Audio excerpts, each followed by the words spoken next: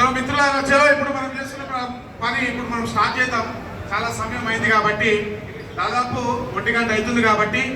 So మిత్రులారా, ఇప్పుడు మీకు చెప్పాలనుకుంది ఏంటంటే, ఇప్పుడు మనం ఈరోజు ఈ మీటింగ్ పెట్టడానికి ముఖ్య ఉద్దేశము ఒక భారతీయులుగా, భారతదేశంలో పౌరులుగా ఈ సమాజంలో ఉన్నటువంటి డైలీ లైఫ్ స్టైల్, అంటే ఈ రాష్ట్రంలో కానీ ఈ దేశంలో ఉన్నటువంటి పరిస్థితులు కానివ్వండి, అవన్నీ కూడా మన జీవితంలో ప్రభావితం చేస్తాయా చేయవా?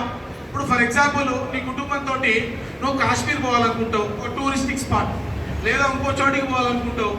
పోవాలి అనుకుంటే నీకు అక్కడ సేఫ్టీ ఇంపార్టెంట్, కాస్ట్ ఇంపార్టెంట్, నీకు ఏ విధంగా ట్రాన్స్పోర్టేషన్ పోతున్నావు, ఏ విధంగా హోటల్స్ ఉంటున్నావు, ఎక్కడ ఉంటున్నావు, నీ బిడ్డలకు సెక్యూరిటీ ఏమి పోయినప్పుడు, ఇట్లా నువ్వు రోడ్డు మీద ఒకవేళ కార్లో పోతే కార్లో మరి సేఫ్గా జర్నీ చేయగలుగుతున్నా లేదా, ఇటువంటి అనేక అంశాలు ఇంపార్టెంట్ అయితే కావా?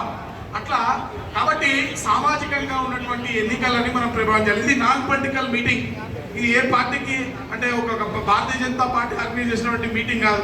మన మెకానిక్స్ భారతీయ జనతా పార్టీకి సపోర్ట్గా మేమున్నాం, ఈటల రాజేందర్ గారికి మద్దతుగా మేము ఉంటామని చెప్పి మనంతటా మనము ఏర్పాటు చేసుకున్నటువంటి ఈ సమావేశం. నిజంగా ఈ సమావేశానికి ఇంత కష్టపడి ఈ ఎండలు కూడా వచ్చినందరికీ, మీ అందరికీ మీ పనులు కూడా నిజంగా మీ షాప్లో కూడా మీకు బిజీ షెడ్యూల్ ఉంటుంది. చాలా ధన్యవాదాలు, చాలా థ్యాంక్ యూ సో మచ్. అయితే ఈరోజు నా బాధ్యత ఏంటంటే, ఈరోజు ఎన్నికల్లో నా రిక్వెస్ట్, మీరు ఒక మంచి ప్రభుత్వాన్ని, ఒక మంచి నాయకుడిని ఎన్నుకోవాల్సిన అవసరం ఉంది. మీరు మంచి ప్రభుత్వాన్ని, మంచి నాయకుడిని ఎన్నుకోవడం ద్వారా ఈ దేశ భవిష్యత్తుని, మన భవిష్యత్ తరాలని నిర్మించిన వాళ్ళు అవుతారు. కాబట్టి మీ ఓటే మీ ఆయుధం. మీ ఓటు ఖచ్చితంగా వేయాలి. ఆ ఓటు సరైన వ్యక్తికి వేయాలి. ఇది చాలా ఇంపార్టెంట్, అవునా కదా? చాలా ఇంపార్టెంట్ ఇది. ఈరోజు కేంద్రంలో ఉన్నటువంటి నరేంద్ర మోడీ ప్రభుత్వము మన శ్రామికుల కోసం ఈ శ్రమ్ కార్డు, ఒక కార్డు తీసుకొచ్చింది. ఈ శ్రమ్ కార్డు చేసుకున్నారు కదా మీరు. పెద్ద ఎత్తున కూడా అధ్యక్షుడు చెప్పింది, పెద్ద ఎత్తున కూడా ప్రతి ఒక్కరు కూడా ఈ శ్రమ్ కార్డు చేసుకున్నారు. కొన్ని జిల్లాలో కలెక్టర్ గారితో కూడా అవార్డు తీసుకున్నాం మనం. కానీ ఈ శ్రమ్ కార్డు తీసుకుంటే మనకు ఒక సెక్యూరిటీ ఉంటుంది, మన ఆరోగ్యానికి ఒక పద్ధతి ఉంటుంది. ఎప్పుడైనా సివియర్ డిసీజెస్ బారిన పడినప్పుడు నెలవారీ డబ్బులు వచ్చేటువంటి అవకాశం, పెన్షన్ టైప్, ఏదైనా క్యాన్సర్ లాంటి బీమా వచ్చినప్పుడు మన అటువంటి డబ్బులు కేంద్ర ప్రభుత్వం నుంచి వచ్చేటువంటి అవకాశం ఉంటుంది. మన ఆరోగ్యానికి ఒక పద్ధతి ఉంటుంది, మన జీవితానికి ఒక సెక్యూరిటీ ఉంటుంది, అవునా కాదా?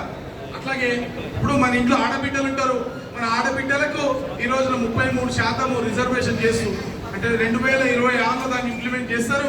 2026 ఇంప్లిమెంట్ చేస్తున్న మన ఆడబిడ్డలకు 33% రిజర్వేషన్లు ఇస్తున్నటువంటి ప్రభుత్వము నరేంద్ర మోడీ ప్రభుత్వం.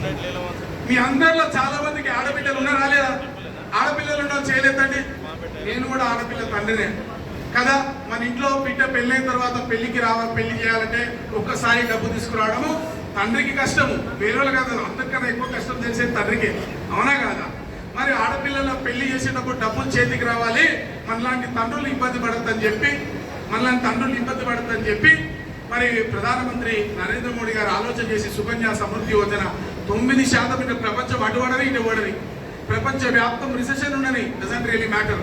ప్రపంచంలో ఎక్కడ ఏదున్నా కూడా ఆడబిడ్డలకు ఇచ్చేటువంటి ఇంట్రెస్ట్ రేట్ రూపాయి కూడా తక్కువ చేయదని చెప్పి అదే ఇంట్రెస్ట్ రేట్ ఇచ్చి వాళ్ళకి మెచ్యూరిటీ పీరియడ్లో ఆ డబ్బులు ఇప్పిస్తున్నటువంటి ప్రభుత్వం నరేంద్ర మోడీ ప్రభుత్వం.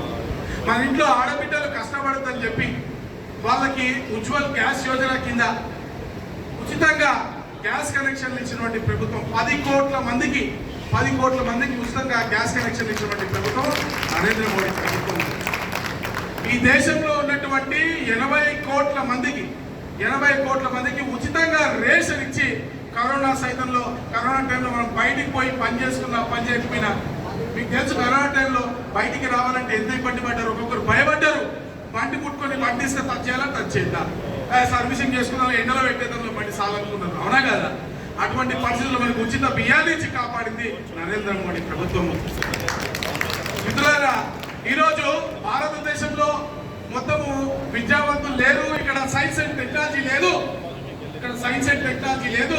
కరోనా కనుక భారతదేశంలో వస్తే జనాలు కుప్పలు తెప్పలుగా చచ్చిపోయి శవాల గుట్టలు పేరుతాయి భారతదేశంలో అని ఎక్కరించినటువంటి అగ్రదేశాలకి చెప్పబెట్టు కొడుతూ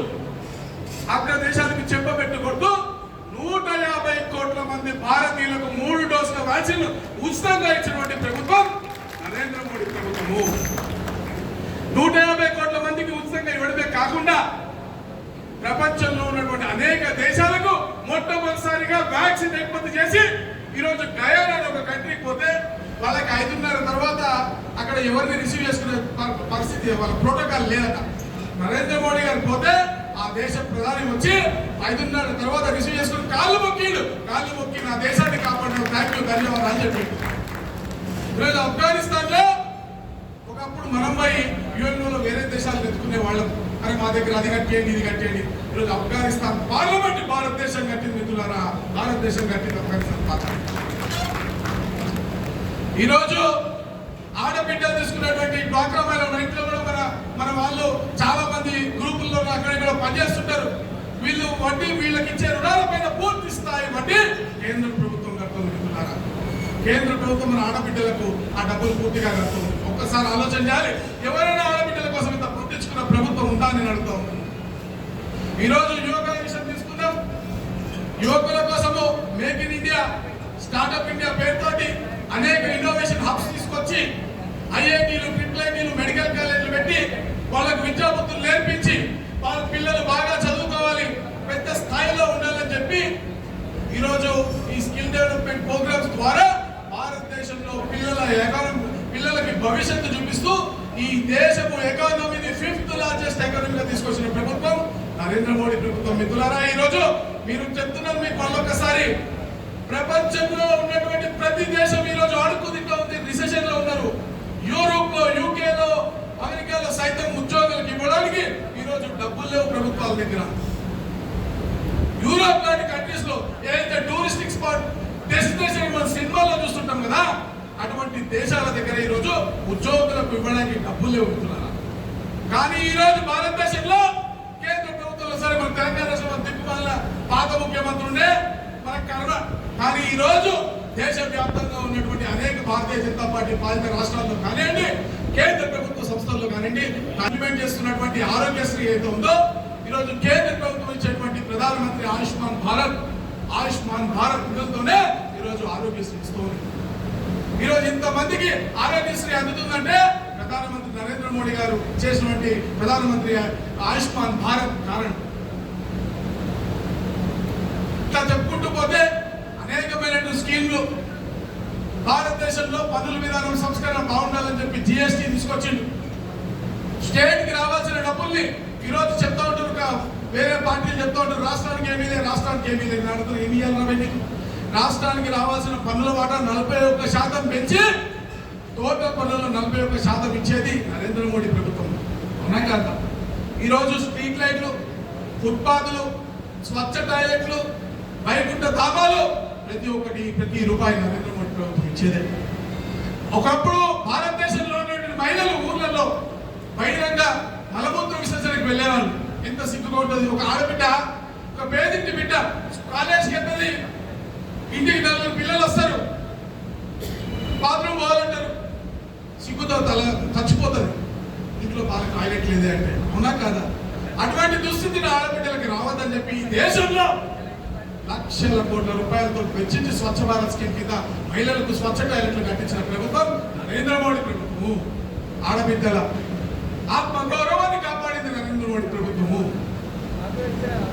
ఈరోజు తెలంగాణ రాష్ట్రానికి ఇన్నర్ రింగ్ రోడ్ అంటే హైదరాబాద్ కూడా రింగ్ రోడ్ ఉంది కదా, తర్వాత ఇంటర్నేషనల్ రింగ్ రోడ్ ఒకటి కిషన్ రెడ్డి గారి నేతృత్వంలో 5,500 కోట్ల రూపాయలతో కనీ విని ఎరగని రీతిలో ఇంక్లూడింగ్ ల్యాండ్ ఎక్విజిషన్ కాస్ట్ తోటి ఈరోజు తీసుకొస్తుంది. రానున్న 5 రోజుల్లో భాగ్యనగరపు రూపురేఖలు మారిపోనున్నాయి మిత్రులారా. దీన్ని పూర్తి స్థాయిలో తీసుకొచ్చింది నరేంద్ర మోడీ ప్రభుత్వము. ప్రతి రూపాయి కేంద్ర ప్రభుత్వం ఇస్తుంది. ఈరోజు మెట్రోకి సహకారం అందించింది. ఎంఎంటీఎస్ రైలు, ఎంఎంటీఎస్ కి కేంద్ర ప్రభుత్వం, రాష్ట్ర ప్రభుత్వం షేరింగ్ ఉంటుంది. ఏ పథకంలో అయినా కేంద్ర ప్రభుత్వం ఇవ్వాల్సిన డబ్బులు ఇచ్చేస్తే ఈరోజు రాష్ట్ర ప్రభుత్వం డబ్బులు ఇవ్వకుండా 3 ఏళ్ళు ఏడ్పించింది. మనమేమో ముఖ్యంగా మల్కాజ్గిరి, బొల్లారం లాంటి ప్రాంతాల్లో మనకి ఎక్కడ చూసినా రైల్వే ట్రాక్లు ఉంటాయి, ఆర్ఓబీలు ఉంటాయి. అవునా కాదా? ఈ ఆర్ఓబీలు పోవాలంటే ఇప్పుడు ఆర్ఓబీలో ఏమైతుంది, ఎంతో మంది స్కూల్ పిల్లలు బస్సు దాటుతుంటే చచ్చిపోతుంటే ఆర్ఓబీలు నిర్మూలించడం కోసము, అంటే అక్కడ రైల్వే గేట్ లెవెల్ క్రాసింగ్స్ ఉంటుంది. దాన్ని ప్రతి ఎల్సీస్ లో ఆర్ఓపీలు కానీ ఆర్యూపీలు కానీ ఎక్కడ ఏది అవసరం ఉంటే అది పెడతా ఉన్నారు. ఎందుకంటే ఇంకోసారి ఇట్లా స్కూల్ పిల్లల వాహనాలను ట్రైన్ లాంటి సంఘటనలు జరిగి పసిపిల్లల ప్రాణాలు పోతున్న ఉద్దేశంతో ప్రతి చోట ఆధునిక మన పక్కన ఉంది అట్లనే, ఎదురు ఉంది అట్లనే. ఈ డబ్బులు మొత్తం కూడా కేంద్ర ప్రభుత్వం ఇస్తుంది. మరి వీటిని చేసేటప్పుడు ఎంఎంటీఎస్ చేయాలి కదా. కేంద్ర ప్రభుత్వం కేంద్ర వాటా ఇచ్చింది, రాష్ట్ర ప్రభుత్వం ఇయ్యదు. దానికి కూడా మళ్ళీ పోయి మనము కేంద్ర ప్రభుత్వం కిషన్ రెడ్డి గారి ద్వారా కేంద్ర ప్రభుత్వానికి అర్జీ పెట్టుకుంటే నేనే ఇచ్చిన లెటర్. రాష్ట్ర ప్రభుత్వం ఇవ్వాల్సిన బకాయిలు కూడా కేంద్రమే కట్టి ఈరోజు ఎంఎంటీఎస్ ఫేజ్ 2 స్టార్ట్ చేసింది మిత్రులారా నరేంద్ర మోడీ ప్రభుత్వము. ఈరోజు ఎంఎంటీఎస్ ఫేజ్ 2 పూర్తి స్థాయిలో కారణము భారతీయ జనతా పార్టీ ప్రభుత్వం. గర్వంగా చెప్పుకోవడానికి నేనేం సిగ్గుపడను, మనమే. ఈరోజు ఇంకా ట్రాన్స్పోర్టేషన్ డెవలప్ కావాల్సిన అవసరం ఉంది. రైలు వందే భారత్ రైలు ఎందుకు స్టార్ట్ అయింది? ఎక్స్ప్రెస్ 8 గంటల్లో బెంగళూరు పోయే పరిస్థితి. ఈరోజు బుల్లెట్ రైళ్లు కూడా వస్తాయి. ఈరోజు కాంగ్రెస్ పార్టీ అంటది ఒకే జెండాకి ఒకే ట్రైన్కి ఎన్నిసార్లు, ఒకే ట్రైన్ ఇంద్రపై ఎన్ని ట్రైన్లు వస్తున్నాయి. ఈరోజు ఇది స్టార్ట్ అవుతుంది. టెక్నాలజీ ఒక్క రోజులో ఎమర్జీ కాదు కదా, ఒక్క రోజులో అవుతుందా? ఒకప్పుడు మనం విజయవాడ పోవాలంటే ఎంతసేపు పడుతుండే, ఇప్పుడు ఎంతసేపు పడుతుంది? టెక్నాలజీ ఒక్క రోజులో కాదు కదా. ఈ రోజు ఇచ్చే ట్రైన్ రేపు బుల్లెట్ ట్రైన్ అంటే 2 గంటల్లో అవసరం అనుకుంటే ఢిల్లీకి పోయే పరిస్థితిలో లేకపోతే ముంబైకి పోయే పరిస్థితిలో రావచ్చు. నీకు తెలుసా, నాకు తెలుసా? టెక్నాలజీ డెవలప్ అవుతుంటుంది. ఫోన్లు మనం కలగన్నామా, వాట్సాప్ వస్తుంది మనం కలగన్నామా? టెక్నాలజీ అనేది రోజు అప్డేట్ అవుతా ఉంటుంది. ఈ రోజు ఈ డెవలప్మెంట్ చేసే ఈ డెవలప్మెంట్ రేపు పునాది అవుతుంది భారతదేశ బంగారు భవిష్యత్తు. బుల్లెట్ ట్రైన్లు వస్తాయి భారతదేశంలో. వేరే రాష్ట్రాలకు కూడా ఇప్పుడు ఈ నిజామాబాద్ కి నల్గొండకి అప్ అండ్ డౌన్ చేస్తున్నారు గవర్నమెంట్ ఎంప్లాయీస్. రేపు రోజు ఢిల్లీ బాంబే కూడా ముంబై కూడా అప్ అండ్ డౌన్ చేసేటువంటి రోజులు రావచ్చేమో. నువ్వు నేను కలగలమా? అవునా కదా? ఈరోజు నేషనల్ హైవేస్ తీసుకుందాం మిత్రులు. ఎట్లుండే రోడ్లు అందరు పాతోళ్ళే పెద్దోళ్ళే. నేషనల్ హైవేస్ మనం పోవాలంటే శ్రీశైలం పోవాలన్నా, బెంగళూరు పోవాలన్నా, విజయవాడ పోవాలన్నా, కరీంనగర్ పోవాలన్నా, నిజామాబాద్ పోవాలన్నా ఎట్లుండే మిత్రులారా? బోడుపల్లి అందరూ యారిట పోవాలంటే ఎట్లా పోతుంటే బోడుపల్ల కంకర్ రోడ్లు. మనం మల్కాయ బిడ్డలమే కదా, అంతా కూడా మనం ఈ తెలంగాణలో పుట్టిన తెలంగాణ పౌరులమే ఎక్కడ పుట్టిన వాళ్ళమే కదా. ఎట్లుండే నా బోడుపల్ల యాదగిరిగుట్ట పోయే రోడ్డు మీరు ఎప్పటి కంకర్ రోడ్ కాకుండా నడిచే పరిస్థితి ఉండేనా? సైకిల్ మీద పోతుంటే ఆ గట్కేసర్ దగ్గర గట్కేసర్ దగ్గర పోగులగూడెం దగ్గర గేట్స్ ఉండే. ఈరోజు ఎంత పెద్ద ఫ్లైఓవర్ అయింది. ఈరోజు బోడుపల్లి దగ్గర ఎటువంటి రోడ్లు ఉన్నాయి? ఈ నేషనల్ హైవేస్ కానీ పెద్ద రోడ్లు కానివ్వండి పూర్తి స్థాయిలో కేంద్ర ప్రభుత్వం వేస్తా ఉంది. దాదాపు 18 లక్షల కోట్ల రూపాయలతోటి కేంద్ర ప్రభుత్వం తెలంగాణలో ఉన్నటువంటి జాతీయ రహదారులను అభివృద్ధి చేసింది. ఈ డెవలప్మెంట్ కనబడతలేరా వేరే పార్టీలకు? మీరు చెప్పాలి, ఇది డెవలప్మెంట్ కాదా? ఇప్పుడు ఈ డెవలప్మెంట్ దానే కదా మనకి ట్రాన్స్పోర్టేషన్ రెగ్యులర్ గా వస్తా ఉంది. ఇప్పుడు ఏ బట్టలు రావాలన్నా, సామాన్ రావాలన్నా ఈజీ ట్రాన్స్పోర్టేషన్ రావడం, వ్యాపారం పెరుగుతుంది. మనం బైకులే రావాలి, కొత్త బైకులు అమ్మేటివి వేరే ముంబైకి వెళ్ళి ఎక్కడితో రావాలి.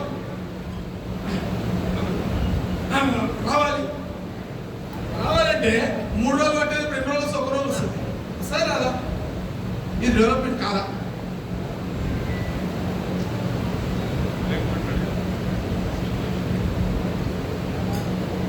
అవునా కదా?